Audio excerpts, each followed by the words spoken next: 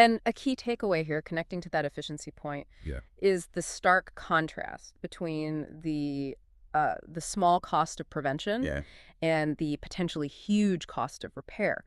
If we connect this to the bigger picture, it's really about smart risk management. Okay. While an AC air filter might cost, what, less than $25? Right. Pretty cheap. A compressor for a commercial property like a busy restaurant or an office building, that can easily set you back at least $3,000 to $4,000 Wow.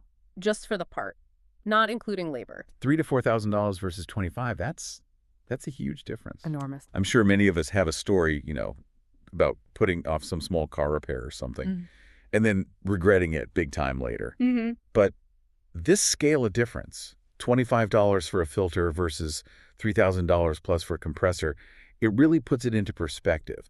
How a tiny bit of neglect can lead to massive financial strain later on. Exactly. What's often the hardest part for people to grasp about that long-term cost implication? I think it's the invisibility of the problem. At first, anyway.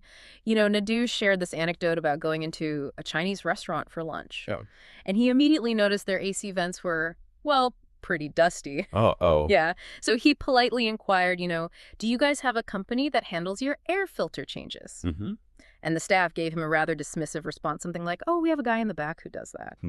The guy in the back. Right. But the visible dust told a very different, very clear story. Proper maintenance just wasn't happening consistently. Yeah, you can't hide dusty vents. You really can't. And for commercial clients, being proactive about budgeting for filters, whether it's monthly or quarterly, it translates directly into consistent, lower spending. And it helps them completely avoid those unexpected, really costly operational surprises. Which hits their bottom line. Directly impacts their profitability. Yeah, that's a powerful connection. A simple filter and a business's actual financial health.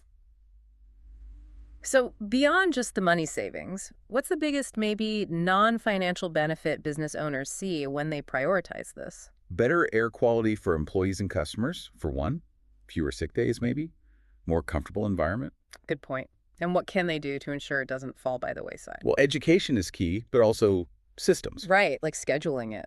Exactly. And it's great to hear that Ned Air Filters actually now offers installation services specifically for commercial customers. Oh, interesting. Yeah, they handle the filter changes on a regular schedule so the business's teams can focus on what they do best. Without worrying about dusty vents or, worse, blown compressors. Precisely. Takes it off their plate.